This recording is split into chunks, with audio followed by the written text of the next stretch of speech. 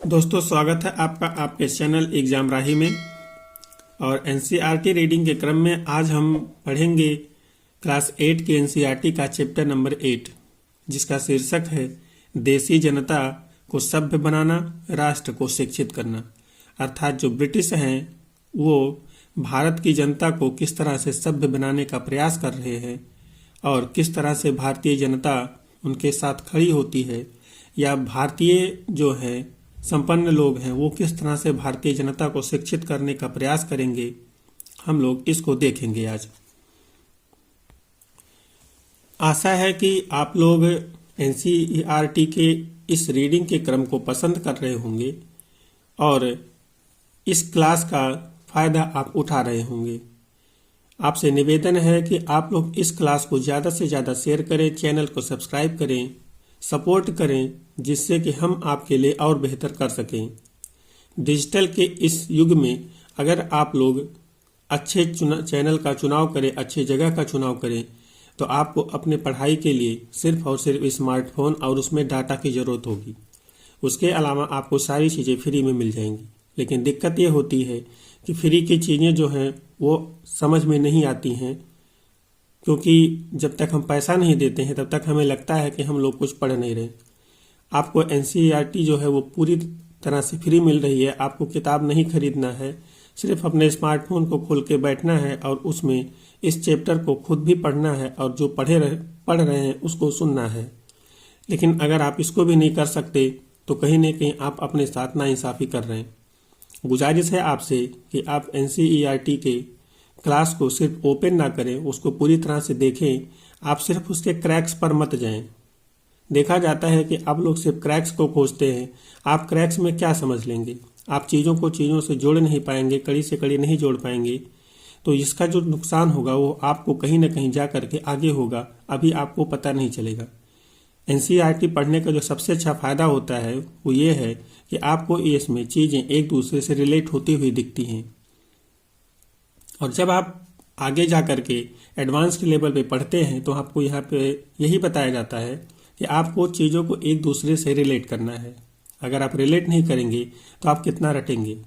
तो एनसीईआरटी अगर आप पढ़ रहे हैं, उसके अक्षरों से पढ़ रहे हैं, जिस तरह से उसमें लिखा गया है, तो आप अपने आप रिलेट करना सीख जाएंगे।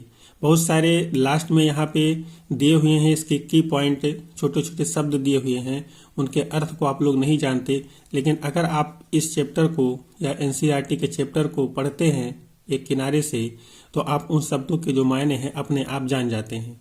उन्हें आपको कहीं और से खोजने की जरूरत नहीं पड़ती है। आशा है कि आप लोग हमारी बात को समझ रहे होंगे। ऐसा नहीं है कि हम ऐसा इसलिए बोल रहे हैं कि आप हमें सपोर्ट करें। आपकी इच्छा है, आप सपोर्ट करें या ना करें, लेकिन जो सच है वो यही है। आपको एनसीईआरटी क्रैक्स के भाव से नहीं, पूरे चैप्टर के भाव से पढ़ना चाहिए और 2-4 बार कम से कम पढ़ना चाहिए लगातार, जिससे चीज़ें आप अपने आप समझना शुरू कर दें। चलिए हम अब शुरू करते हैं। बाकी आप देखिए आपको क्या करना है। पहले के अध्यायों में आप देख चुके हैं कि ब्रिटिश शासन के कारण यहाँ के राजाओं और नवाबों, किसानों और आदिवासियों पर किस किस तरह के प्रभाव पड़े थे। इस अध्याय में हम यह समझने का प्रयास करेंगे कि इन चीज़ों से विद्यार्थियों के जीवन पर क्या असर पड़े। विद्यार्थियों के जीवन को समझना इसलिए जरूरी है क्योंकि भारत में अंग्रेज केवल भूक्षेत्र पर विजय और आय पर नियंत्रण ही नहीं चाहते थे। उन्हें लगता था कि उनका एक सांस्कृतिक मिशन भी है। वे मानते थे कि उन्हें देसी समाज को सभ्य बनाना है और उनके रीति रिवाजों और मूल्य मान्यताओं को बदलना है। आप यहाँ पे देख रहे हैं कि किस तरह से जो ब्रिटिश हैं वो भारतीय समाज में प्रभाव धीरे धीरे डाल रहे थे।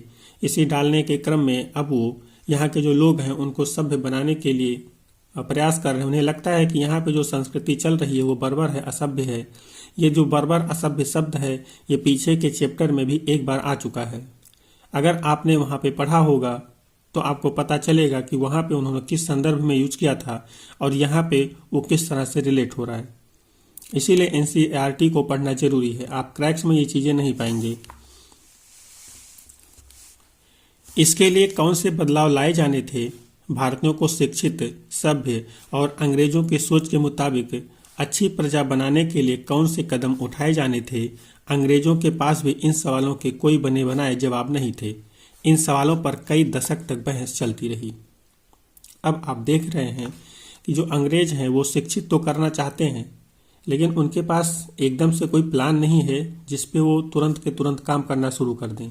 लेकिन वो जो यहाँ की स्थिति है उसको देखते हुए उन्हें इस चीज़ की पूरी आशा है कि अगर वो भारतीय समाज को सभ्य नहीं बनाएंगे, भारतीय समाज को बर्बरता के जीवन से बाहर नहीं करेंगे, तो कहीं न कहीं भारत जो है इसी स्थिति में रह जाएगा। लेकिन उन्हें कभी ऐसा नहीं लगा कि जो भारतीय समाज है उसकी जो संस्कृति है वो यही है, वो अपनी संस्कृति का पालन करती है। अंग्रेज शिक्षा को किस तरह देखते थे? आइए सबसे पहले इस बात पर ध्यान दें कि शिक्षा के क्षेत्र में अंग्रेज क्या सोच रहे थे और शिक्षा के जो विचार हमें आज सहज सामान्य दिखाई देते हैं वे पिछले 200 सालों में किस तरह विकसित हुए हैं। इस पड़ताल के दौरान हम इस बात पर भी विचार करेंगे कि भारतीयों ने ब्रिटिश विचारों पर कैसी प्रतिक्रिया दी और इस बारे में अंग्रेजों के विचार किस तरह विकसित हुए कि भारतीयों को कैसे पढ़ाया जाएगा। आप जब आगे पढ़ेंगे या एडवांस के लेवल पढ़ेंगे तो वहाँ भी आपको चीज़ें मिलेंगी। यहाँ पे भी आपको आगे भी कुछ चीज़ें मिलेंगी कि आखिर में जो ब्रिटिश हैं वो भारतीय समाज को किस तरह से शिक्षित करना चाहते थे। उनके विचारों से जो भारतीय समाज के बुजुर्ग थे, जब भारतीय समाज के कर्ता धर्ता थे, ये जो समाज में अच्छी पैठ रखते थे या समाज सुधार का कार्य कर रहे थे, उन्होंने किस तरह से ब्रिटिशों का साथ दिया, किसने विरोध किया, किसने उनका साथ दिया, हम इसको भी यहाँ पे देखेंगे। और जिन्होंने भारतीय समाज के ब्रिटिश के सपने को साकार करने में थोड़ा सा विरोध किया, उस पर अंग्रेजों की क्या प्रतिक्रिया थी, हम इस पे आगे देखेंगे। प्राच्यवाद की परंपरा हम यहाँ पे देखेंगे। जो प्राच्यवाद है उसकी क्या परंपरा रही है। सन 1783 में विलियम जोन्स नाम के एक सज्जन कलकत्ता आए। उन्हें ईस्ट इंडिया कंपनी द्वारा स्थापित किए गए सुप्रीम कोर्ट में जूनियर जज के पद पर तैनात किया गया था। कानून का माहिर होने के साथ साथ जोन्स एक भाषाविद भी थे। भाषाविद आप लोग समझ रहे होंगे, जो कई भाषाओं के जानकार होते हैं उन्हें भाषाविद कहा जाता है। उन्होंने ऑक्सफोर्ड में ग्रीक और लैटिन का अध्ययन किया था। वे फ्रेंच और अंग्रेजी जानते थे और अपने एक दोस्त से अरबी सीखने के अलावा फारसी भी सीख चुके थे। अर्थात भाषाविद जो है वो कई भाषाएं जानता है। इसको आप यहाँ पे देख रहे हैं। कलकत्ता में आने के बाद वे रोजाना घंटों संस्कृत विद्वानों के साथ बैठकर उनसे संस्कृत की बारीकियां, उसकी व्याकरण और संस्कृत काव्यों का अध्ययन करने लगे थे। कुछ ही समय में उन्होंने कानून, दर्शन, धर्म, राजनीति, नैतिकता, अंकगणित, चिकित्सा विज्ञान और अन्य विज्ञानों की प्राचीन भारतीय पुस्तकों का अध्ययन शुरू कर दिया। जोन्स ने पाया कि उस समय कलकत्ता में तैनात बहुत सारे अंग्रेज अफसर भी उनके जैसे दिलचस्पियां रखते थे। हेनरी टॉमस कोलब्रुक और नैथेनियल हालहेड भी भारतीय भाषाएं सीखकर संस्कृत व फारसी रचनाओं का अंग्रेजी में अनुवाद कर रहे थे और प्राचीन भारतीय विरासत को समझने के प्रयास में लगे हुए थे। इन लोगों के साथ मिलकर जोन्स ने एशियाटिक सोसाइटी ऑफ बंगाल का गठन किया था और एशियाटिक रिसर्च नामक शोध पत्रिका का प्रकाशन शुरू किया। अब आपको यहाँ पे देखना है कि किस तरह से जो व्यक्ति हैं, भाषाविद हैं, वो कौन कौन सी भाषाएं जान रहे हैं और कैसे वो यहाँ के संस्कृत विद्वानों के साथ बैठ कर के संस्कृत भी सीखने का प्रयास कर रहे हैं और साथ ही वो कानून, धर्म, दर्शन, राजनीति, इन सब की जो बारीकियां हैं, इन सब की पुस्तकें हैं, उनको ग्रहण कर रहे हैं।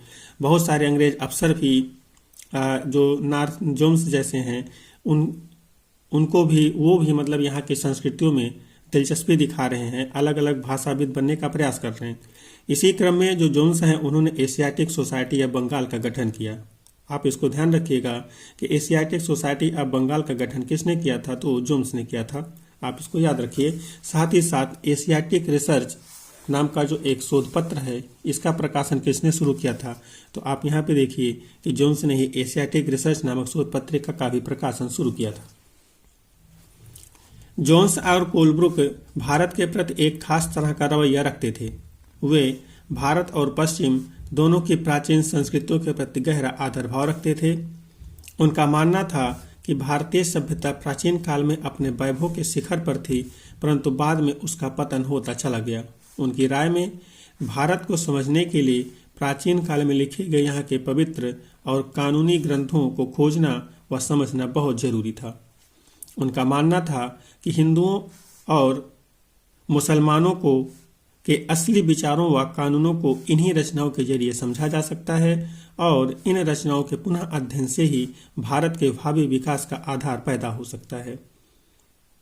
अब यहाँ पे देखिए कि इन लोगों ने जब भारतीय संस्कृति का अध्ययन किया, भारतीय पुस्तकों का अध्ययन किया, तो उन्होंने पाया कि जो भारतीय संस्कृति है वो उसमें एक तरह से जो उसकी जड़ें हैं बहुत ही गहरी हैं और कहीं ना कहीं वो लोग इसके प्रति जो आदर का भाव रखते थे, ऐसा नहीं था कि वो जो भारतीय संस्कृति को पूरी तरह से बेकार मानते थे। जैसे कि आपने पीछे देखा था, जो ब्रिटिश हैं वो भारतीय संस्कृति को, भारतीय लोगों को असभ्य मानते हैं, बर्बर मानते हैं, लेकिन इन्होंने ऐसा नहीं किया। इन्होंने यहाँ के जो ग्रंथ हैं उनको पढ़ने के बाद और उनको पढ़ करके ये बताया कि नहीं, जो भारतीय संस्कृति है अपने आप में एक अनूठी संस्कृति है और इन्हीं के अध्ययन से और इन्हीं के जरिए ही ये समझा जा सकता है कि जो भारत का विकास है, भविष्य का विकास है, वो किस तरीके से किया जा सकता है। इस तरह जोन्स और कोलब्रुक दोनों ही प्राचीन ग्रंथों को ढूंढने, उनकी व्याख्या करने, अनुवाद करने और ज़्यादा से ज़्यादा लोगों तक अपने नतीजे पहुंचाने में जुट गए। उन्हें विश्वास था कि यह परियोजना न केवल अंग्रेजों को भारतीय संस्कृति से सीखने में मदद देगी, बल्कि भारतीयों को भी अपनी विरासत को दोबारा अपनाने और अतीत के लुप्त वैभव को समझने में मदद मिलेगी। इस प्रक्रिया में अंग्रेज भारतीय संस्कृति के अभिभावक और मालिक दोनों की भूमिका निभा रहे थे। अब यहाँ पे जो शब्द आ रहा है अभिभावक और जो शब्द आ रहा है मालिक, इसका जो डिफरेंस है वो आपको समझना चाहिए। वो अभिभावक इस तौर पर हैं क्योंकि वो जो भारतीय संस्कृति है, ब्रिटिश के कुछ लोग जो हैं वो भारतीय संस्कृति का अध्ययन कर रहे हैं और भारतीय लोगों को उनकी जो संस्कृति है उसके बारे में ये बता रहे हैं कि उनकी संस्कृति जो है वो बहुत ही अच्छी है। लेकिन वहीं जो ब्रिटिश हैं वही ये भी कह रहे थे कि ये जो संस्कृति है असभ्य है, बर्बर है और अपने हिसाब से यहाँ के समाज में परिवर्तन करने की कोशिश कर रहे थे। तो वो वहाँ पे एक मालिक की भूमिका निभा रहे थे कि जो वो चाहेंगे वो होगा और यहाँ पे वो लोगों को बता भी रहे थे। घर में जो अभिभावक होते हैं आपने देखा होगा कि वो अपने बच्चों को, अपने परिवार को एक तरह से एक तरीके से लेके चलना चाहते हैं, अपने खानदान के बारे में बताते हैं, अपनी स्थिति को बताते हैं कि कैसे उनकी सिचुएशन है, समाज में क्या उनकी एक तरह से इज्जत है। लेकिन वहीं जब मालिक की भूमिका में आते हैं तो जब भी कोई गलती करता है तो उसको भी डांटते हैं और कहीं न कहीं अगर उन्हें ऐसा लगता है कि ये चीज़ें गलत हैं तो उनको भी वो करने की कोशिश करते हैं और जो बदलाव होता है उसको भी करने की कोशिश करते हैं। तो वहाँ पे वो मालिक की भूमिका निभाते हैं।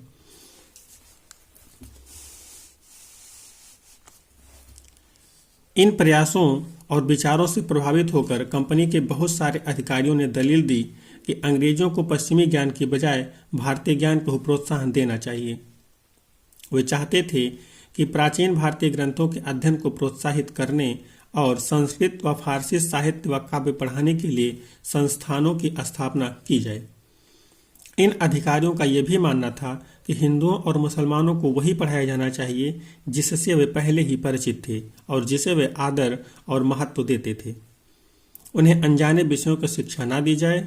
इन अफसरों की राय में केवल तभी अंग्रेज देसी जनता का दिल जीत सकते हैं, केवल तभी अजनबी शासक अपनी प्रजा से आदर की उम्मीद कर सकते हैं।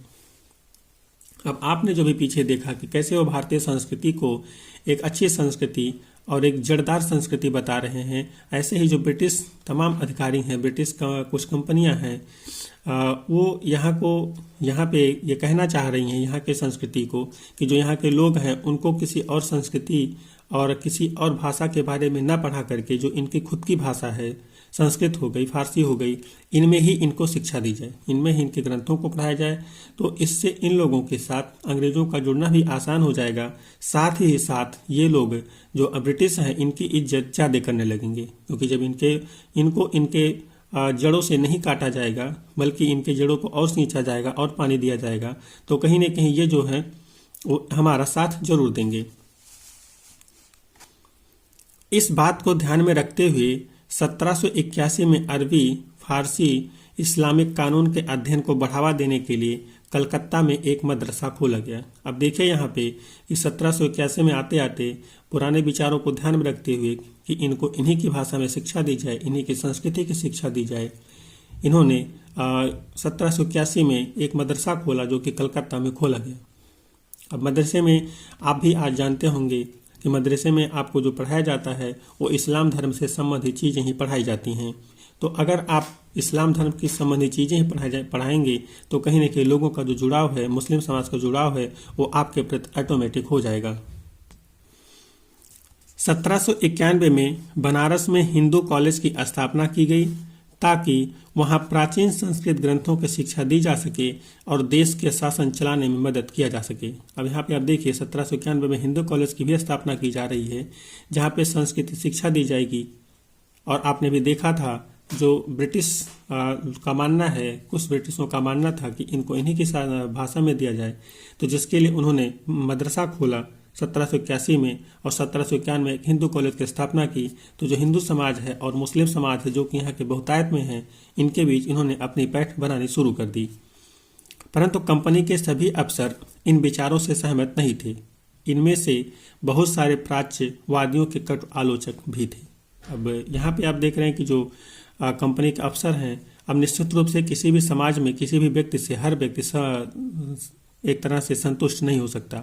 आप किसी भी ऑफिसर को ले लीजिए, किसी भी नेता को, राजनेता को ले लीजिए, उससे समाज के सभी व्यक्ति एक तरह से संतुष्ट नहीं होंगे, कोई ना कोई असंतुष्ट जरूर होगा। तो यहाँ भी यही चीज़ें थी कि जो कुछ ब्रिटिश इस बात पर सहमत थे कि भारतीय संस्कृति में शिक्षा दी जाए, तो वहीं कुछ ब्रिटिश इस बात के लिए सहमत नहीं थे।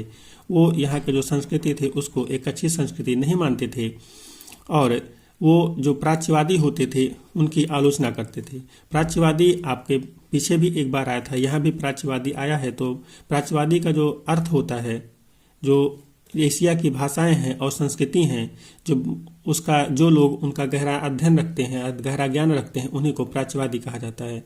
अर्थात एशिया की भाषा और संस्कृति का जो गहरा ज्ञान रखते हैं उनको प्राच्यवादी कहा जाता है। पूरब की जघन्य गलतियां। 19वीं सदी की शुरुआत से ही बहुत सारे अंग्रेज अफसर शिक्षा के प्राच्यवादी दृष्टिकोण की आलोचना करने लगे। उनका कहना था कि पूर्वी समाजों का ज्ञान त्रुटियों से भरा हुआ है और अवैज्ञानिक है। उनके मुताबिक पूर्वी साहित्य अगंभीर और सतही था, इसलिए उन्होंने दलील दी कि अंग्रेजों को अरबी और संस्कृत भाषा व साहित्य के अध्ययन को बढ़ावा देने पर इतना खर्चा नहीं करना चाहिए। अब देखिए, जो एक समाज का जो वर्ग है, ब्रिटिशों का वर्ग है, वो दो तरीके में बटा हुआ है। एक भारतीय संस्कृति समाज की एक तरह से अध्ययन कर रहा है, उसको सपोर्ट कर रहा है। वहीं दूसरा वर्ग जो है, दूसरा ऑफिसर वर्ग है, वो उसको सपोर्ट नहीं कर रहा है, बल्कि उसको त्रुटियों भरा हुआ मानता है, अवैज्ञानिक मानता है। और वो कहता है कि उन्हें अरबी और संस्कृति भाषा का जो एक तरह से शिक्षा है उसको बढ़ावा नहीं देना चाहिए, उस पर खर्चा नहीं करना चाहिए। प्राच्यवादियों पर हमला करने वालों में जेम्स मिल प्रमुख थे। उनका विश्वास था कि अंग्रेजों को देसी जनता को खुश करने और उसका दिल जीतने के लिए जनता की इच्छा के हिसाब से या उनकी भावनाओं को ध्यान में रखते हुए शिक्षा नहीं देनी चाहिए। उनकी राय में शिक्षा के जरिए उपयोगी और व्यवहारिक चीज़ों का ज्ञान दिया जाना चाहिए। इसलिए भारतीयों को पूर्वी समाजों के काव्य और धार्मिक साहित्य की बजाय ये पढ़ाया जाना चाहिए कि पश्चिम ने किस तरह की वैज्ञानिक और तकनीकी सफलताएं हासिल कर ली हैं। अब जो दूसरा वर्ग है, वो यहाँ पे उनका कहना है, जो आपने पीछे भी देखा था, कि जब भारतीयों को उनके ही समाज से जोड़ा जाएगा, उनकी संस्कृति से जोड़ा जाएगा, उनकी भाषाएं पढ़ाई जाएंगी, तो वो हमसे कहीं ना कहीं बेहतर ढंग से कनेक्ट हो पाएंगे। लेकिन जो यहाँ पे दूसरा वर्ग है वो कहता नहीं, उनको उनका दिल जीतने के लिए, उनको खुश करने के लिए उनके हिसाब से उनकी भावनाओं को ध्यान में रखते हुए शिक्षा नहीं देनी चाहिए। उन्हें वो शिक्षा देनी चाहिए जिससे उनका विकास हो, और उन्हें बताना चाहिए कि जो ब्रिटिश हैं वो किस तरह से वैज्ञानिक शोधों के माध्यम से उन्होंने तमाम तकनीकी हासिल कर ली है। तो इन चीज़ों से आप अगर एक तरह से तुलना करेंगे तो पूरी तरह से ना तो अंग्रेज अफसर का एक गुट गलत था, ना दूसरा गुट अलग था। दोनों गुटों की अपनी अपनी सोच थी और दोनों गुट के अपने अपने समाज के लिए जो जिम्मेदारियां थी वो थी। लेकिन अगर आप किसी समाज को उसकी जड़ों से ही काट देंगे तो उस समाज का अस्तित्व समाप्त हो जाएगा। वैज्ञानिक तकनीकी के लिए आप किसी समाज की जड़ को नहीं काट सकते। लेकिन किसी समाज की जड़ को बनाए रख करके भी आप ऐसा कुछ नहीं कर सकते जिससे उनका विकास हो सके। फायदा इसमें होगा कि आप उन्हें उनकी संस्कृति से भी जोड़ के रखिए, साथ ही उन्हें वैज्ञानिक तकनीकी की शिक्षाएं भी दी जाएं। 1830 के दशक तक प्राच्यवादियों का विरोध और तीखा हो गया था। थॉमस बैबिंगटन मैकाले इन आलोचकों में सबसे मुखर और प्रभावशाली विचारक थे। वह भारत को असभ्य मानते थे, जिसे सभ्यता का पाठ पढ़ाना जरूरी था। अब फिर यहाँ पे आप देखिए कि पीछे भी आपने देखा था कि भारत को असभ्य मानते थे, यहाँ भी आप लोग देख रहे हैं कि भारत को असभ्य मान रहे हैं। मैकाले के मुताबिक पूर्वी ज्ञान की कोई भी शाखा इंग्लैंड की प्रगति के समकक्ष नहीं थी।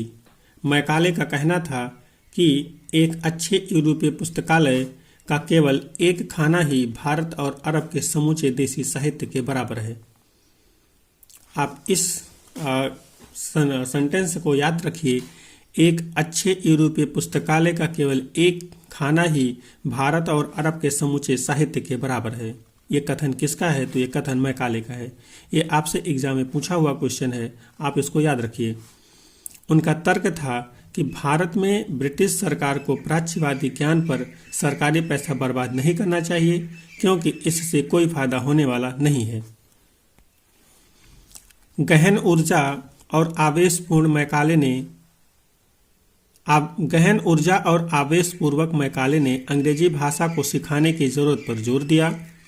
उनका मानना था कि अंग्रेजी के ज्ञान से भारतीयों को दुनिया की श्रेष्ठतम साहित्यिक कृतियों को पढ़ने का मौका मिलेगा। यहाँ के लोग पश्चिमी विज्ञान और दर्शन के क्षेत्र में हुए विकास से अवगत हो पाएंगे। इस प्रकार उनका कहना था कि अंग्रेजी पढ़ाना लोगों को सभ्य बनाने, उनकी रुचियों, मूल्यों और संस्कृति को बदलने का रास्ता हो सकता है। यहाँ पे आपने देखा कि किस तरह से जो ब्रिटिश का वर्ग है, जो भारतीय लोगों को इंग्लिश में शिक्षा देने का एक तरह से समर्थन कर रहा है, यहाँ की लैंग्वेज में शिक्षा देने का समर्थन नहीं करता है। तो उसमें आप लोग देखेंगे इनका जो तर्क था, वो तर्क ये था कि जो अगर ये लोग अंग्रेजी का ज्ञान हासिल कर लेते हैं तो जो विश्व में तमाम साहित्य हैं, तमाम सारी पुस्तकें हैं, वो इसका भी अध्ययन कर पाएंगे और उससे एक तरह से कुछ सीख करके या कुछ चीज़ें ले करके वो अपना विकास स्वयं कर पाएंगे। हाँ, ये चीज़ें सही हैं कि अगर आप इंग्लिश में नहीं पढ़े हैं तो तमाम सारी किताबें आप नहीं पढ़ सकते हैं, लेकिन इसका ये भी अर्थ नहीं है कि आप जिस संस्कृति में इंग्लिश को डालने का प्रयास कर रहे हैं, जिस संस्कृति में इंग्लिश को घुसा रहे हैं, उस संस्कृति में आप उस संस्कृति का जो अपने संस्कृति है या मूल्य है, जो रुचि है, उसको आप खत्म कर दें। आप ऐसा नहीं कर सकते। आपको इसे एक तरह से ऑप्शन में रखना चाहिए कि व्यक्ति अगर चाहे तो पढ़ सकता है, लेकिन अंग्रेज इस बात पे आमादा थे कि उनकी संस्कृति में जो भी चीज़ें हैं उनको पूरी तरह से बदल दी जाएं। आधार पर 1835 का अंग्रेजों का शिक्षा अधिनियम पारित किया गया। ये फैसला भी लिया गया कि अंग्रेजी को उच्च शिक्षा का माध्यम बनाया जाए और कलकत्ता मदरसे तथा बनारस संस्कृत कॉलेज और प्राच्यवादी संस्थानों को प्रोत्साहन न दिया जाए। इन संस्थानों को अपने आप क्षरण का शिकार होते जा रहे अंधकार के मंदिरों की संज्ञा दी गई। अब स्कूलों के लिए भी अंग्रेजी पाठ्यक्रम में छपने लगे। अब आप यहाँ पे देखिए, जिस मदरसे की इन्होंने खुद स्थापना किया था, जिस कॉलेज की इन्होंने स्थापना किया, जिस कॉलेज को संरक्षण दिया, अब इंग्लिश पढ़ाने के क्रम में इन्होंने इनको संरक्षण देना बंद कर दिया और इंग्लिश पढ़ाने के लिए उन्होंने अलग अलग कॉलेज की स्थापना करना शुरू कर दिया। व्यवसाय के लिए शिक्षा। 1854 में ईस्ट इंडिया कंपनी के लंदन स्थित कोर्ट ऑफ डायरेक्टर्स ने भारतीय गवर्नर जनरल को शिक्षा के विषय में एक नोट भेजा। कंपनी के नियंत्रक मंडल के अध्यक्ष चार्ल्स वुड के नाम से जारी किए गए इस संदेश को वुड का नीति पत्र वुड डिस्पैच के नाम से जाना जाता है। इस दस्तावेज में भारत में लागू की जाने वाली शिक्षा नीति की रूपरेखा स्पष्ट करते हुए एक बार फिर दोहराया गया कि प्राच्यवादियों के ज्ञान के स्थान पर यूरोपीय शिक्षा को अपनाने से कितने व्यावहारिक लाभ प्राप्त होंगे।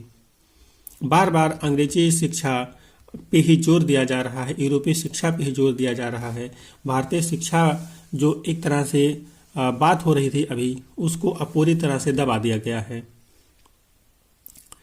इस दस्तावेज में यूरोपीय शिक्षा का एक व्यावहारिक लाभ आर्थिक क्षेत्र में बताया गया था।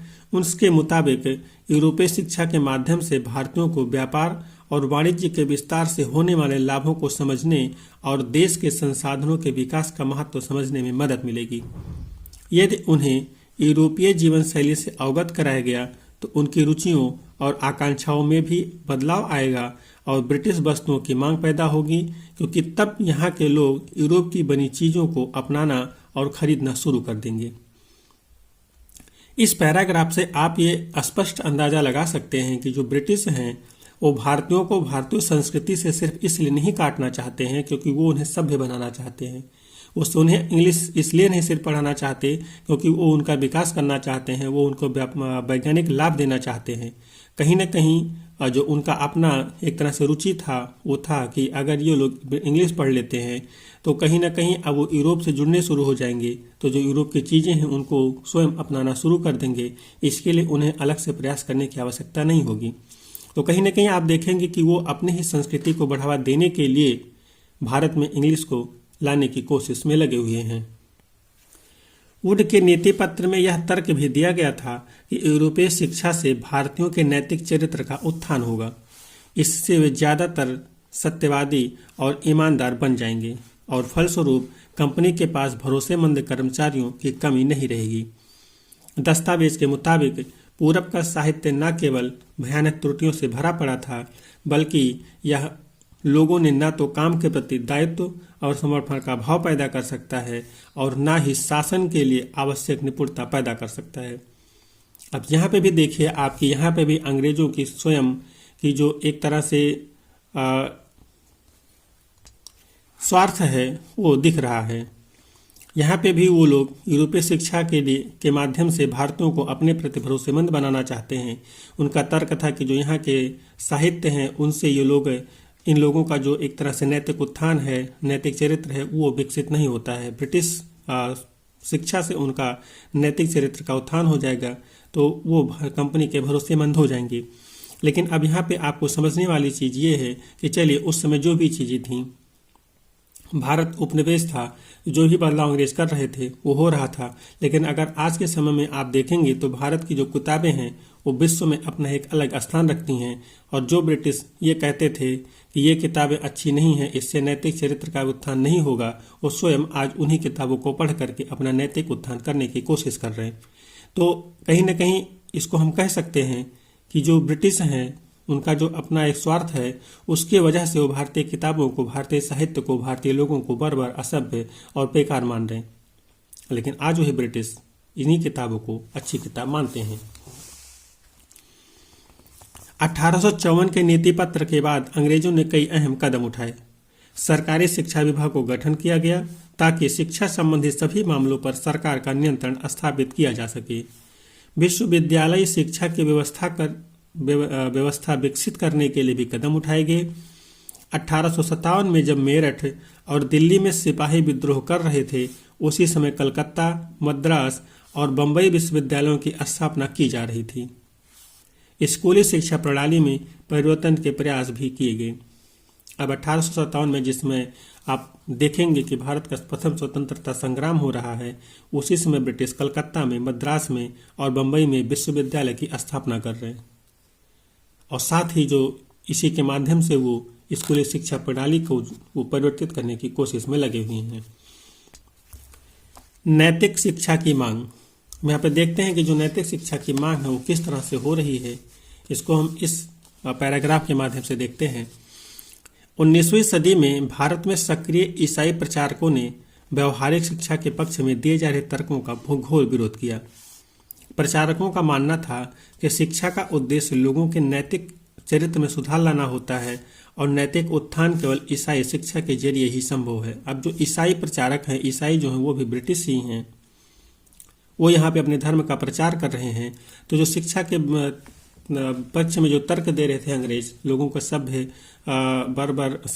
बनाना, बर्बरता की जिंदगी से बाहर लाना, इनकी किताबों को एक तरह से गलत बता रहे थे, नैतिक उत्थान, इन सब चीज़ों को जो है वो अब जो ईसाई प्रचारक हैं वो गलत कह रहे हैं। वो कह रहे नहीं, जो एक तरह से नैतिक उत्थान है वो केवल ईसाई शिक्षा के जरिए ही हो सकता है। अर्थात अब जो ईसाई धर्म है वो भारत में अपनी पैठ बनाने की पूरी कोशिश में लगा हुआ है।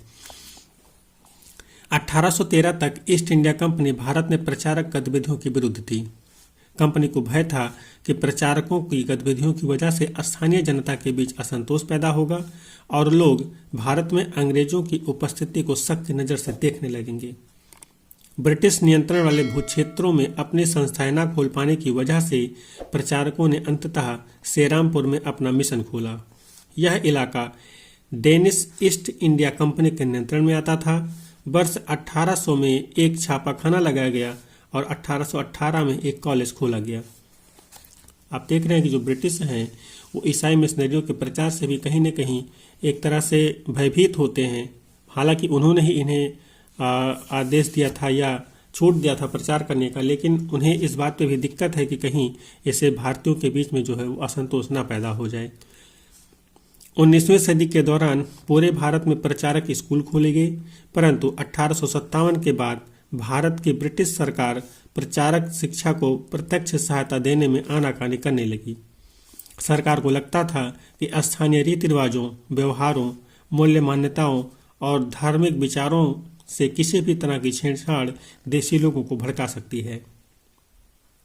अर्थात जो 1813 से पहले ईसाई मिशनरियों को भारत में प्रचार करने की अनुमति नहीं थी, 1813 में उनको अनुमति मिल जाती है और आगे चल करके बहुत सारे मिशन जो ईसाई स्कूल हैं वो यहाँ पे खोले जाते हैं। मिशन ईसाई धार्मिक स्थान यहाँ पे खोले जाते हैं। और साथ ही 1857 के बाद जबकि भारत में प्रथम स्वतंत्रता संग्राम होता है तो ब्रिटिश जो है वो अब जो ईसाई प्रचारक हैं उनको संरक्षण देने से इनकार कर दे रहे हैं, क्योंकि उन्हें लगता है कि इससे भारतीयों में असंतोष का भाव पैदा होगा। स्थानीय पाठशालाओं का क्या हुआ? अर्थात जब ब्रिटिश स्वयं तमाम सारे स्कूल कॉलेज खोल रहे हैं तो जो स्थानीय पाठशाला थे उनका क्या हुआ? क्या आपको कुछ अंदाजा है कि अंग्रेजों से पहले यहाँ बच्चों को किस तरह पढ़ाया जाता था? क्या आपने कभी सोचा है कि उस समय बच्चे स्कूल जाते भी थे या नहीं, और स्कूल थे तो ब्रिटिश शासन के तहत उनका क्या हुआ? कहने का मतलब यहाँ पे ये है कि जब ब्रिटिशों ने भारत में शिक्षा देने का कार्य शुरू किया, या भारत में जब ब्रिटिश का आगमन हुआ, ब्रिटिश काबिज हुए, तो क्या उसके पहले लोग नहीं पढ़ते थे? और पढ़ते थे तो किस तरह से पढ़ते थे? कैसे स्कूल होते थे? क्या वो घर पे पढ़ते थे या कहीं बाहर जा कर के पढ़ते थे? इन सारी चीज़ों को ध्यान में रखते हुए ये देखना है कि जो ब्रिटिश शासन है उस समय इनका क्या हुआ। विलियम एडम की रिपोर्ट। 1830 के दशक में स्कॉटलैंड से आए ईसाई प्रचारक विलियम एडम ने बंगाल और बिहार के जिलों का दौरा किया। कंपनी ने उन्हें देसी स्कूलों में शिक्षा की प्रगति पर रिपोर्ट तैयार करने का जिम्मा सौंपा था। एडम ने जो रिपोर्ट तैयार की वह दिलचस्प थी। अब देखते हैं कि एडम ने क्या रिपोर्ट तैयार की है। एडम ने पाया कि बंगाल और बिहार में 1 लाख से ज़्यादा पाठशालाएं हैं। ये बहुत छोटे छोटे केंद्र थे जिसमें आमतौर पर 20 से ज़्यादा विद्यार्थी नहीं होते थे। फिर भी इन पाठशालाओं में पढ़ने वाले बच्चों की कुल संख्या काफ़ी बड़ी, यानी 20 लाख से भी ज़्यादा थी। ये पाठशालाएं संपन्न लोगों या स्थानीय समुदाय द्वारा चलाई जा रही थीं। कई पाठशालाएं स्वयं गुरु द्वारा ही प्रारंभ की गई थीं। अब आप देखेंगे कि ब्रिटिशों से पहले भारत की जो शिक्षा व्यवस्था थी वो किस तरीके से थी। 1 लाख से ज़्यादा पाठशालाएं इनकी रिपोर्ट में आती है, जबकि इन्होंने सिर्फ बंगाल और बिहार का ही दौरा किया था। 20 लाख से ज़्यादा बच्चे पढ़ रहे हैं। तो आप देखेंगे जो भारत की शिक्षा व्यवस्था है वो किस तरह से उन्नति पे थी और अपने समाज में पूरी तरह से वो समाज को शिक्षित करने का कार्य कर रही थी। शिक्षा का तरीका काफ़ी लचीला था। आज आप जिन चीज़ों की स्कूलों से उम्मीद करते हैं उनमें से कुछ चीज़ें उस समय की पाठशाला में भी मौजूद थीं। बच्चों की फीस निश्चित नहीं थी, छपी हुई किताबें नहीं होती थीं, पाठशाला की इमारत अलग से नहीं बनाई जाती थी, बेंच और कुर्सियां नहीं होती थीं, ब्लैक बोर्ड नहीं होते थे, अलग से कक्षाएं लेने, बच्चों की हाजिरी लेने का कोई इंतजाम नहीं होता था, सालाना इम्तिहान और नियमित समय सारणी जैसी कोई व्यवस्था नहीं थी। कुछ पाठशालाएं बरगद की छांव में ही चलती थी, तो कई गांव की किसी दुकान या मंदिर के कोने में या गुरु के घर पर बच्चों को पढ़ाया जाता था। बच्चों की फीस उनके माँ बाप की आमदनी से तय होती थी। अमीरों को ज़्यादा और गरीबों को कम फीस देनी पड़ती थी। शिक्षा मौखिक होती थी और क्या पढ़ाना है यह बात विद्यार्थियों की जरूरतों को देखते हुए गुरु ही तय करते थे। विद्यार्थियों को अलग अलग कक्षाओं में नहीं बैठाया जाता था। सभी एक जगह एक साथ बैठते थे। अलग अलग स्तर के विद्यार्थियों के साथ गुरु अलग अलग से बात कर लेते थे।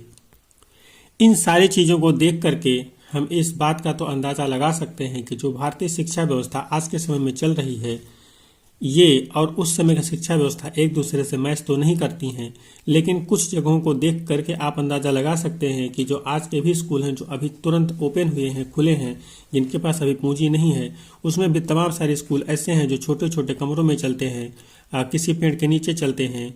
वहाँ पे जो एक्स्ट्रा टीचर होते हैं वो नहीं होते हैं, अलग से कक्षाएं नहीं चलती हैं, ब्लैक बोर्ड भी नहीं होते हैं, तमाम सारी उनके पास अभी इमारत नहीं होती हैं, लेकिन फिर भी वो शिक्षण का कार्य करते हैं। तो ये चीज़ें उस समय भी थी, लेकिन उसमें जो जानने समझने की बात थी, जो पॉजिटिव था, वो ये था कि शिक्षण का कार्य किया जा रहा था। जो उनका एक तरह से आज के समय में आप देखेंगे जो फीस है वो तय होती है, सभी बच्चों के एक समान होती है, लेकिन इस रिपोर्ट के मुताबिक वहाँ पे जो एक तरह से फीस थी वो फिक्स नहीं थी। अगर गरीब था तो उसको कम फीस देना पड़ता था और अगर अमीर था तो उसको ज़्यादा फीस देना पड़ता था। एडम ने पाया कि यह लचीली प्रणाली स्थानीय आवश्यकताओं के लिए काफ़ी अनुकूल है। उदाहरण के लिए फसलों की कटाई के समय कक्षाएं बंद हो जाती थीं, क्योंकि उस समय गांव के बच्चे प्रायः खेतों में काम करने चले जाते थे। कटाई और अनाज निकल जाने के बाद पाठशाला दोबारा शुरू हो जाती थी। इसका परिणाम यह था कि साधारण काश्तकारों के बच्चे भी पढ़ाई कर लेते थे। अब आप आज के समय में भी देखिए, जब कटाई का समय होता है खेतों में, तो बहुत सारे बच्चे स्कूल जाना बंद कर देते हैं। तो वहाँ पे स्कूलों का जो टाइमिंग था प्राचीन समय में इस तरह से सेट किया गया था कि जो बच्चे थे, जब कटाई का समय आता था तो उसमें स्कूलों को बंद कर दिया जाता था और बच्चे अपने खेतों में काम करने के लिए चले जाते थे, और जैसे ही ये सारे काम खत्म होते थे स्कूलों को दोबारा खोल दिया जाता था। नई दिनचर्या, नए नियम। 19वीं सदी के मध्य तक कंपनी का ध्यान मुख्य रूप से उच्च शिक्षा पर था, इसलिए कंपनी ने स्थानीय पाठशालाओं के कामकाज में कभी ज़्यादा दखल नहीं दिया। 1854 के बाद कंपनी ने देसी शिक्षा में सुधार लाने का फैसला लिया। कंपनी का मानना था कि इसके लिए मौजूदा व्यवस्था के भीतर ही बदलाव किए जा सकते हैं। कंपनी एक नई दिनचर्या, नए नियमों और नियमित निरीक्षणों के जरिए पाठशालाओं को और व्यवस्थित करना चाहती थी। इसके लिए क्या किया जा सकता था, कंपनी ने क्या कदम उठाए? सबसे पहले तो कंपनी ने बहुत सारे पंडितों को सरकारी नौकरी पर रख लिया। इनमें से प्रत्येक पंडित को 4-5 स्कूलों को देखरेख का जिम्मा सौंपा जाता था। पंडितों का काम पाठशालाओं का दौरा करना और वहां अध्यापन की स्थिति में सुधार लाना था। प्रत्येक गुरु को निर्देश दिया गया कि वे अपने समय समय पर अपने स्कूलों के बारे में रिपोर्ट भेजें और कक्षाओं को नियमित समय सारणी के अनुसार पढ़ाएं। अब अध्यापन पाठ्य पुस्तकों पर आधारित होगा और विद्यार्थियों की प्रगति को मापने के लिए वार्षिक परीक्षाओं की रूपरेखा तैयार की जाने लगी। विद्यार्थियों से कहा गया कि वह नियमित रूप से शुल्क दें, नियमित रूप से कक्षाओं में आएं, तय सीट पर बैठें और अनुशासन के नियमों का पालन करें। कहीं न कहीं अब जो ब्रिटिश हैं वो इन चीज़ों को व्यवस्थित करने का प्रयास कर रहे हैं कि कैसे यहाँ की जो शिक्षा है उसको एक व्यवस्थित क्रम में दिया जा सके। नए नियमों पर चलने वाली पाठशालाओं को सरकारी अनुदान मिलने लगे। जो पाठशालाएं नई व्यवस्था के भीतर काम करने को तैयार नहीं थीं, उन्हें कोई सरकारी सहायता नहीं दी जाती थी। जिन गुरुओं ने सरकारी निर्देशों का पालन करने की बजाय अपनी स्वतंत्रता बनाए रखी, वे सरकारी सहायता प्राप्त और नियमों से चलने वाली पाठशालाओं के सामने कमजोर पड़ने लगे। इन नए नियमों और दिनचर्या का एक और भी नतीजा हुआ। सबसे पहले वाली व्यवस्था में गरीब किसानों के बच्चे भी पाठशालाओं में जा सकते थे, क्योंकि शालाओं के समय सारणी काफ़ी लचीली होती थी। नई व्यवस्था के अनुशासन की मांग की थी कि बच्चे नियमित रूप से स्कूल आएं। अब कटाई के मौसम में भी बच्चों का स्कूल में आना जरूरी था, जबकि उस समय गरीब घरों के बच्चे खेतों में काम करने जाया करते थे। अगर कोई बच्चा स्कूल नहीं आ पाता था तो इसे अनुशासनहीनता माना जाता था, यानी बच्चा पढ़ना लिखना ही नहीं चाहता। अब देखिए कि किस तरह ब्रिटिश जो है वो भारतीय समाज को, भारतीय बच्चों को शिक्षित करने का तो प्रयास कर रहे हैं, लेकिन उन्हें भारत की जो भौगोलिक स्थिति है, भारत का जो समय है, समय सीमा है, भारत की जो स्थिति है, वो उसको ध्यान में नहीं रख रहे हैं। उन्हें इस बात से कोई फर्क नहीं पड़ता कि किसान की खेती होगी कि नहीं होगी, जबकि पहले की व्यवस्था थी वहाँ पे जो स्कूल का नियम था वो लचीला हुआ करता था। फसल कटाई के समय बच्चे स्कूल नहीं आते थे, लेकिन जिसमें ब्रिटिशों ने स्कूल स्थापित किया, जिसमें ब्रिटिशों के कायदे कानून चल रहे थे, वहाँ पे उन्हें इन चीज़ों से कोई मतलब नहीं था। बस इस बच्चे को स्कूल आना है तो आना है, अगर वो नहीं आ रहा है तो वो अनुशासनहीनता है। तो इसका जो एक विशेष प्रभाव पड़ेगा वो ये पड़ेगा कि जो गरीब का बच्चा है वो नहीं आ पाएगा, क्योंकि उसे खेतों में काम करना मजबूरी है। जो अमीर का बच्चा है वो आ पाएगा, क्योंकि उसे खेतों में काम करना नहीं है। राष्ट्रीय शिक्षा की कार्यसूची। केवल अंग्रेज अफसर ही भारत में शिक्षा के बारे में नहीं सोच रहे थे। 19वीं सदी की शुरुआत से ही भारत के विभिन्न भागों में बहुत सारे विचारक शिक्षा के व्यापक प्रसार की जरूरत पर जोर देने लगे थे। यूरोप में आ रही बदलावों से प्रभावित कुछ भारतीयों को मानना था कि पश्चिमी शिक्षा भारत का आधुनिकीकरण कर सकती है। उन्होंने अंग्रेजों से आह्वान किया कि वे नए स्कूल, कॉलेज और विश्वविद्यालय खोलें तथा शिक्षा पर ज़्यादा पैसा खर्च करें। इस दिशा में हुए कुछ प्रयासों के बारे में आप अध्याय 9 में पढ़ेंगे। परंतु बहुत सारे भारतीय पश्चिमी शिक्षा के विरुद्ध थे। महात्मा गांधी और रविन्द्रनाथ टैगोर इसी तरह के लोगों में से थे। अब आप देखेंगे कि जो भारतीय शिक्षा है उसके समर्थन के साथ साथ जो भारत के कुछ नए विचारक उत्पन्न हो रहे हैं, जो यूरोपीय शिक्षा को, यूरोपीय व्यवस्था को, यूरोपीय विकास को देख रहे हैं, उनका भी अब मानना हो गया है कि जो भारतीय हैं उनको शिक्षा यूरोप के हिसाब से भी दी जाए, जिससे इस समाज का भी विकास संभव हो सके। आपने देखा कि यहाँ पे बहुत सारे जो भारतीय हैं वो अंग्रेजी शिक्षा का समर्थन कर रहे हैं, लेकिन वहीं पे जो भारतीय महात्मा गांधी हैं, रविन्द्रनाथ टैगोर हैं, इन्होंने अंग्रेजी शिक्षा का पूरी तरह से विरोध किया। तो अगर आपसे कभी पूछा जाए कि जो महात्मा गांधी हैं या रविन्द्रनाथ टैगोर हैं, क्या इन्होंने ब्रिटिश शिक्षा का विरोध किया या समर्थन किया, तो आपको वहाँ पे बताना होगा नहीं, इन्होंने ब्रिटिश शिक्षा का, अंग्रेजी शिक्षा का विरोध किया था और इनका कहना था कि जो भारतीय हैं उन्हें भारतीयों के भाषा में शिक्षा दिया जाए। आइए देखें कि उनका क्या कहना था। जो महात्मा गांधी और रविन्द्रनाथ टैगोर थे, उनका अंग्रेजी शिक्षा के बारे में क्या कहना था, इसको हम लोग यहाँ पे देखते हैं। अंग्रेजी शिक्षा ने हमें गुलाम बना दिया है। महात्मा गांधी का कहना था कि औपनिवेशिक शिक्षा ने भारतीयों के मस्तिष्क में हीनता का बोध पैदा कर दिया है। इसके प्रभाव में आकर यहाँ के लोग पश्चिमी सभ्यता को श्रेष्ठतर मानने लगे हैं और अपनी संस्कृति के प्रति उनका गौरव भाव नष्ट हो गया है।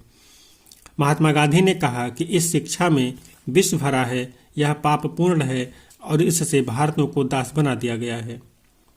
इसने लोगों पर प्रभाव डाला है। उनके मुताबिक पश्चिम से अभिभूत, पश्चिम से आने वाली हर चीज़ की प्रशंसा करने वाले इन संस्थानों में पढ़ने वाले भारतीय ब्रिटिश शासन को पसंद करने लगे थे। महात्मा गांधी एक ऐसी शिक्षा के पक्षधर थे जो भारतीयों के भीतर प्रतिष्ठा और स्वाभिमान का भाव पुनर्जीवित करे। राष्ट्रीय आंदोलन के दौरान उन्होंने विद्यार्थियों से आह्वान किया कि वे शिक्षा संस्थानों को छोड़ दें और अंग्रेजों को बताएं कि अब वे गुलाम बने रहने के लिए तैयार नहीं हैं। अब आप यहाँ पे देखिए, जो महात्मा गांधी हैं, इन्होंने भारतीयों को ब्रिटिशों की शिक्षा ग्रहण न करने के क्या कारण बताए। उन्होंने बताया कि ये आपकी संस्कृति को, आपको गुलाम बना देगा और आपको आपकी संस्कृति से दूर कर देगा। जो इंग्लिश शिक्षा है वो कहीं ना कहीं विष से भरा हुआ है, पापपूर्ण है, आपको दास बना देगा। और चीज़ें सही भी थी कि अगर आप अंग्रेज के हिसाब से ही पढ़ेंगे, उनकी भाषा को पढ़ेंगे, तो कहीं ना कहीं उन्हें काम करने के लिए, उनकी मजदूरी करने के लिए, उनकी गुलामी करने के लिए उन्हें अच्छे लोग मिल जाएंगे जो उनकी भाषा को समझेंगे। तो इस वजह से जो महात्मा गांधी हैं, रविन्द्रनाथ टैगोर हैं, ये लोग इसका विरोध कर रहे हैं। महात्मा गांधी की दृढ़ मान्यता थी कि शिक्षा केवल भारतीय भाषाओं में ही दी जानी चाहिए। उनके मुताबिक अंग्रेजी में दी जा रही शिक्षा भारतीयों को अपाहिज बना देती है। उसने उन्हें अपने सामाजिक परिवेश से काट दिया है और उन्हें अपनी ही भूमि पर अजनबी बना दिया है। उनकी राय में विदेशी भाषा बोलने वाले, स्थानीय संस्कृति से घृणा करने वाले अंग्रेजी शिक्षा भारतीय अपनी जनता में से जुड़ने के तौर तरीके भूल चुके थे। आप कहीं ना कहीं ये चीज़ें कहते हुए सुने होंगे, जिनका परिवार नहीं होता, उनका कोई नहीं होता, जिनका संस्कृति नहीं होता, उनका जो अस्तित्व हो वो स्वयं समाप्त हो जाता है। तो यहाँ पे भी महात्मा गांधी इसी चीज़ को बताने की कोशिश कर रहे हैं कि जो समाज है उसको जो शिक्षा दी जानी चाहिए केवल उनकी भाषाओं में दी जानी चाहिए। अन्य भाषाओं में शिक्षा देने का अर्थ है कि उन्हें उनकी जड़ों से काटा जा रहा है। महात्मा गांधी का कहना था कि पश्चिमी शिक्षा मौखिक ज्ञान के बजाय केवल पढ़ने और लिखने पर केंद्रित है। उसमें पाठ्यपुस्तकों पर तो जोर दिया जाता है, लेकिन जीवन अनुभवों और व्यावहारिक ज्ञान की उपेक्षा की जाती है। गांधी का तर्क था कि शिक्षा से व्यक्ति का दिमाग और आत्मा विकसित होनी चाहिए। उनके राय में केवल साक्षरता यानी पढ़ने लिखने की क्षमता पा लेना ही शिक्षा नहीं होती। इसके लिए तो लोगों को हाथ से काम करना पड़ता है, हुनर सीखने पड़ते हैं और यह जानना पड़ता है कि विभिन्न चीज़ें किस तरह काम करती हैं। इससे उनका मस्तिष्क और समझने की क्षमता दोनों विकसित होंगी। सही है कि अगर आप इंग्लिश पढ़ रहे हैं तो आपको केवल और केवल पढ़ना लिखना आ जाएगा। आप कहीं किसी भी साक्षर व्यक्ति के साथ बात करने के लायक नहीं रहेंगे, सिर्फ आप इंग्लिश पढ़ना जानेंगे। लेकिन जो भी आपकी जड़ें हैं उसमें आप पढ़ रहे हैं, उनको आप जान रहे हैं, तो आपका जो दिमाग है वो डेवलप होगा, आपके अंदर एक हुनर आएगा और जो हुनर होगा वो आपका विकास करेगा, आपका मस्तिष्क का विकास करेगा, सोचने समझने की क्षमता का विकास करेगा। इससे आपको अपनी ज़िंदगी जीने में काफ़ी ज़्यादा आसानी हो जाएगी। जैसे जैसे राष्ट्रीय भावना का प्रसार हुआ, कई दूसरे विचारक भी एक ऐसी राष्ट्रीय शिक्षा प्रणाली के बारे में सोचने लगे जो अंग्रेजों द्वारा स्थापित की गई व्यवस्था से अमूल तौर पर भिन्न हो। अर्थात महात्मा गांधी के विचार जो थे वो समाज में अपनी जगह बना रहे हैं और इस जगह बनाने के क्रम में जो समाज में स्थितियां दूसरी उत्पन्न होती हैं, जो समाज के दूसरे विचारक हैं, अब वो भी ये कहने लगे हैं कि जो अंग्रेजों द्वारा स्थापित शिक्षा व्यवस्था है उस पे जो एक तरह से इस भारतीय समाज पे जो प्रभाव पड़ रहा है उसको न पड़ने दिया जाए और जो भारतीय शिक्षा प्रणाली है उसको स्थापित किया जाए जो अंग्रेजों से पूर्णतः भिन्न हो। महात्मा गांधी ने लिखा था साक्षरता ही शिक्षा नहीं है, उसके बारे में हम थोड़ा सा यहाँ पे देखते हैं। शिक्षा से मेरा मतलब इस बात से है कि बालक और मनुष्य के देह, मस्तिष्क और भावना के श्रेष्ठ तत्वों को सामने लाया जाए। साक्षरता न तो शिक्षा का अंत है और न ही उसकी शुरुआत। यह तो केवल एक साधन है जिसके जरिए पुरुषों और महिलाओं को शिक्षा दी जा सकती है। साक्षरता अपने आप में शिक्षा नहीं होती। लिहाजा मैं बच्चों को शिक्षित करते हुए सबसे पहले उन्हें कोई उपयोगी हस्त कौशल सिखाऊंगा और उन्हें शुरू से ही कुछ रचने पैदा करने के लिए तैयार करूंगा। मेरा मानना है कि दिमाग और आत्मा का सर्वोच्च विकास इस तरह ही शिक्षा में ही संभव है। प्रत्येक हस्तकला आज की तरह केवल यांत्रिक ढंग से ही नहीं बल्कि वैज्ञानिक ढंग से पढ़ाया जाना चाहिए, यानी बच्चे को प्रत्येक प्रक्रिया के क्यों और किस लिए का पता होना चाहिए। अर्थात जो महात्मा गांधी हैं वो एक तरह से साइंस जैसे शिक्षा की बात कर रहे हैं, जैसे साइंस क्यों और कैसे पर विचार करता है, ऐसा क्यों हुआ, कैसे हुआ, ऐसे महात्मा गांधी चाह रहे हैं कि लोगों में ऐसे शिक्षा दी जाए कि वो क्यों और कैसे पर विचार कर सकें और उसके बारे में पता लगा सकें।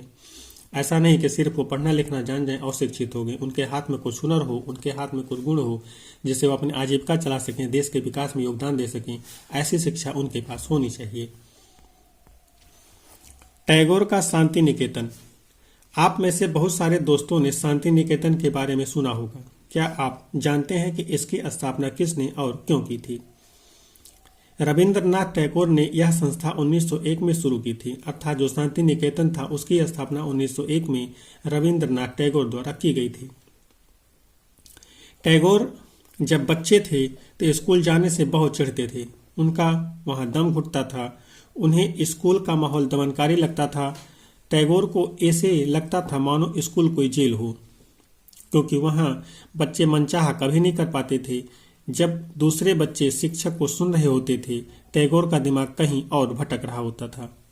अर्थात जो टैगोर हैं वो कहीं न कहीं जब स्कूल में जा रहे हैं तो उनको उस स्कूल की जो शिक्षा व्यवस्था है वो पसंद नहीं आ रही, शिक्षण तरीका नहीं पसंद आ रहा है। उनको लग रहा है जैसे वो किसी जेल में आ गए हैं। कलकत्ता के अपने स्कूल जीवन के अनुभवों ने शिक्षा के बारे में टैगोर के विचारों को काफी प्रभावित किया। जब वे बड़े हुए तो उन्होंने एक ऐसा स्कूल खोलने के बारे में सोचा जहां बच्चे खुश रह सकें, जहां वे मुक्त और रचनाशील हों, जहां वे अपने विचारों और आकांक्षाओं को समझ सकें। टैगोर को लगता था कि बचपन का समय अपने आप सीखने का समय होना चाहिए। वह अंग्रेजों द्वारा स्थापित की गई शिक्षा व्यवस्था के कड़े और बंधनकारी अनुशासन से मुक्त होना चाहते थे। शिक्षक कल्पनाशील हों, बच्चों को समझते हों और उनके अंदर उत्सुकता, जानने की चाह विकसित करने में मदद करें। टैगोर के मुताबिक वर्तमान स्कूल बच्चे की रचनाशीलता, चकित होने के उनके स्वाभाविक गुण को मार देते हैं। अर्थात जो ब्रिटिशों ने स्कूल स्थापित किया था, जिसमें एक तरह से अनुशासनहीनता बर्दाश्त नहीं था, सबका एक फिक्स टाइम टेबल होता था, वहाँ पे आप अलावा पढ़ाई के और कुछ नहीं कर सकते थे। जो टैगोर हैं वो उसको दमनकारी मान रहे हैं। उनका कहना है कि जो शिक्षा है वो इस तरह से नहीं होना चाहिए, बल्कि इस तरह से होना चाहिए कि जो बच्चे हैं वो स्कूल में अपने मन मुताबिक कुछ कर सकें। नहीं तो उनके जो शिक्षण का एक तरह से स्तर है वो उनके लिए प्रभावशाली नहीं रह जाएगा। टैगोर का मानना था कि सृजनात्मक शिक्षा को केवल प्राकृतिक परिवेश में ही प्रोत्साहित किया जा सकता है। प्राकृतिक परिवेश का अर्थ जो है वो प्रकृति के साथ साथ जो स्वयं की संस्कृति है उसके साथ है। इसलिए उन्होंने कलकत्ता से 100 किलोमीटर दूर एक ग्रामीण परिवेश में अपना स्कूल खोलने का फैसला लिया। उन्हें यह जगह निर्मल शांति से भरी दिखाई दी, जहां प्रकृति के साथ जीते हुए बच्चे अपनी स्वाभाविक सृजनात्मक मेधा को और विकसित कर सकते थे। इन्होंने जो अपना ग्रामीण परिवेश में स्कूल खोला, वहाँ पे चूंकि ये प्रकृति जो थी वो पूरी तरह से वहाँ पे छाई हुई थी और वो जो एक जगह थी वो पूरी तरह से निर्मल और शांत दिखाई दे रही थी। इसी वजह से उन्होंने वहाँ उस जगह को शांति निकेतन का नाम दे दिया और शांति निकेतन एक तरह से टैगोर द्वारा स्थापित एक संस्था बन गई। बहुत सारे मामलों में टैगोर और महात्मा गांधी शिक्षा के बारे में कमोबश एक जैसी राय रखते थे, लेकिन दोनों के बीच फर्क भी थे। गांधी जी पश्चिमी सभ्यता और मशीनों व प्रौद्योगिकी की उपासना के कट्टर आलोचक थे। अर्थात जो महात्मा गांधी हैं, जो पश्चिमी सभ्यता है, पश्चिमी मशीनें हैं, पश्चिमी प्रौद्योगिकी है, उसकी आलोचना करते हैं। टैगोर आधुनिक पश्चिमी सभ्यता और भारतीय परंपरा के श्रेष्ठ तत्वों का सम्मिश्रण चाहते थे। लेकिन जो टैगोर हैं वो चाहते थे कि जो पश्चिम में अच्छी चीज़ें हैं, पश्चिम की अच्छी चीज़ों को ग्रहण किया जाए। उन्होंने शांति निकेतन में कला, संगीत और नृत्य के साथ साथ विज्ञान और प्रौद्योगिकी की शिक्षा पर भी जोर दिया। उन्होंने इसी बात को ध्यान में रखते हुए कि पश्चिम से जो चीज़ें ली जा सकती हैं उसको ली जाएं, उन्होंने जो शांति निकेतन स्थापित किया, वहाँ पे भारतीय शिक्षा के साथ साथ जो यूरोपीय शिक्षा थी या पश्चिमी शिक्षा थी उसको भी वहाँ पे शामिल करने का प्रयास किया और उसको अपने शिक्षा निकेतन में शामिल किया।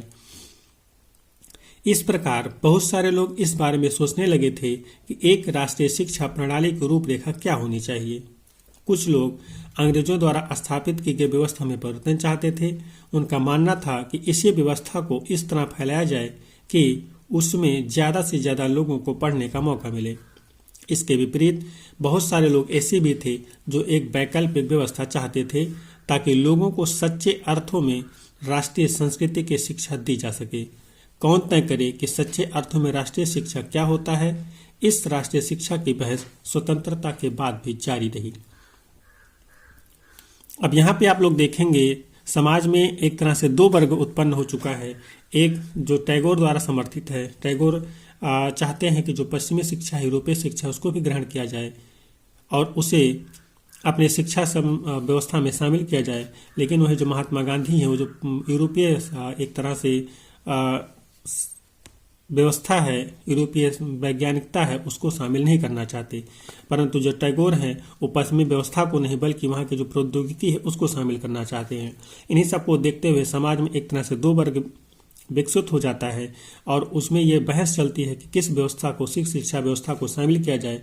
लेकिन यह जो बहस है वो आजीवन चलती रहती है और कहीं ना कहीं आप देखेंगे कि आज भी जो भारतीय शिक्षा व्यवस्था है वो इस बात पे अड़ी हुई है और एक तरह से अपनी एक तरह से मूर्त रूप नहीं धारण कर पा रही है कि उसको किस तरीके से शिक्षा समाज में देना है। कभी न कभी किसी न किसी मामले में उसे अपने अंदर बदलाव करने पड़ते रहते हैं। तमाम सारी कमेटियां गठित की जाती रही हैं, लेकिन फिर भी उसमें शिक्षा में बदलाव किया जाता रहा है।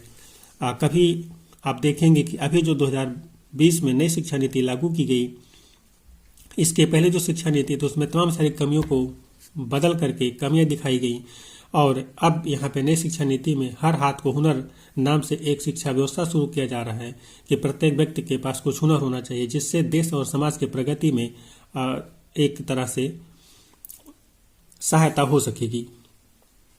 तो इस तरह से हम लोगों ने देखा कि किस तरह जो भारतीय शिक्षा व्यवस्था है उसको अंग्रेज परिवर्तित करने की कोशिश कर रहे हैं, भारतीय समाज को बर्बर मानते हुए उन्हें सभ्य बनाने की कोशिश कर रहे हैं, लोगों को साक्षर करने की कोशिश कर रहे हैं, जिसमें यहाँ पे दो समाज उत्पन्न होते हैं, जो दो वर्ग उत्पन्न होते हैं, जो भारतीय शिक्षा व्यवस्था को समर्थन करता है, दूसरा जो यूरोपीय शिक्षा व्यवस्था को समर्थन करता है। इसी बहस के साथ हमने इस चैप्टर को यहाँ पे पढ़ करके खत्म कर लिया है। अब हम इस चैप्टर के क्वेश्चन को देखते हैं। अब यहाँ पे देखिए, फिर से याद करने के लिए बोला जा रहा है कि आप लोग फिर से याद करिए और जोड़ा बनाइए। William Jones, Rabindranath Tagore, Thomas Macaulay, Mahatma Gandhi और पाठशालाएं। इसके अपोजिट में अंग्रेजी शिक्षा को प्रोत्साहन, प्राचीन संस्कृतियों का सम्मान, गुरु, प्राकृतिक परिवेश में शिक्षा, अंग्रेजी शिक्षा के विरुद्ध। आपको यहाँ से इधर को मैच करना है कि कौन सी चीज़ें किसके सामने व्यवस्थित बैठती हैं। आपने अगर चैप्टर को अच्छे से पढ़ा है, ध्यान से पढ़ा है, तो आपको ये चीज़ें तुरंत के तुरंत समझ में आ जानी चाहिए। अगर आपको चीज़ समझ में नहीं आ रही तो आपको इस चैप्टर को दोबारा पढ़ने की आवश्यकता है। आगे हम लोग देखते हैं, यहाँ पे सही और गलत बताना है। जेम्स मिल प्राच्यवादियों के घोर आलोचक थे। आप इसको अगर नहीं कर पा रहे हैं तो आप पीछे के चैप्टर को दोबारा करिए। और भी आपको यहाँ पे देख रहे हैं कि जो सही गलत करने के लिए वो दिया गया है। आगे हम लोग चलते हैं। यहाँ पे क्वेश्चन दिए गए हैं, जिसमें कि एक क्वेश्चन है, विलियम जोन्स को भारतीय इतिहास, दर्शन और कानून का अध्ययन क्यों जरूरी दिखाई देता था। अब आपने इसको भी देखा, हमने इसको अच्छे से एक्सप्लेन भी किया हुआ है। आप लोग यहाँ पे इसको देखिए और सारे क्वेश्चन जो यहाँ पे हैं इन क्वेश्चन को देखिए। और हर बार की तरह इस बार भी वही एक रिक्वेस्ट आपसे है कि आप क्वेश्चंस को लिखने का प्रयास जरूर करें। क्वेश्चन लिखने के क्रम में आपका जो दिमाग है वो जो खराब चीज़ें होती हैं, जब आप एक प्रैक्टिस में आ जाते हैं तो उनको हटा देती है। सिर्फ जो अच्छी चीज़ें होती हैं उन्हीं को आपके आंसर में वो लेके आती है। इसलिए आप ज़रूर से ज़रूर लिखिए। आप यहाँ पे आइए करके देखें, इसको आप कर सकते हैं। अपने घर के बुजुर्गों से पता करें कि स्कूल में उन्होंने कौन कौन सी चीज़ें पढ़ी थी। अपने स्कूल या आसपास के किसी अन्य स्कूल के इतिहास का पता लगाएं। आप इसको भी कर सकते हैं। और इस तरह से जो हमारा चैप्टर है यहाँ पे इन्हीं क्वेश्चन के साथ खत्म होता है। इस आशा के साथ कि हमारा ये प्रयास आपके एग्ज़ाम में थोड़ा सा भी हेल्प कर सके, हम अपने इस प्रयास को आगे भी जारी रखेंगे। और अगर आपको किसी और अन्य चीज़ की आवश्यकता है तो आप उसको भी हमें कमेंट करके ज़रूर बताएं। जल्द ही हम लोग NCERT और कम से कम 1-2 बुक और से मिला करके एक क्रैक्स लाने की कोशिश करेंगे, जिसमें आपको हम तमाम सारे पॉइंट के बारे में बताएंगे जो पॉइंट आपको एग्ज़ाम में पूछे जाते हैं और आपको एक किताब में नहीं मिलती हैं। जल्द ही हम अपना ये प्रयास शुरू करने वाले हैं। आप लोग उस प्रयास को भी सराहिएगा, उस पर भी साथ दीजिए। हम ऐसे अगर आप हमारे प्रयास को सार्थक कहते हैं, सार्थक बताते हैं, तो ऐसे ही प्रयास हम और भी सब्जेक्ट में जल्द ही करेंगे। इसी आशा विश्वास के साथ कि आप हमारे इस प्रयास को पसंद कर रहे हैं, चैनल को सब्सक्राइब कर रहे हैं, लाइक कर रहे हैं, कमेंट कर रहे हैं और अन्य लोगों तक वीडियोस को शेयर करने का प्रयास कर रहे हैं और शेयर कर रहे हैं। इसी आशा और विश्वास के साथ अगले क्लास में मिलते हैं। तब तक के लिए जय हिंद।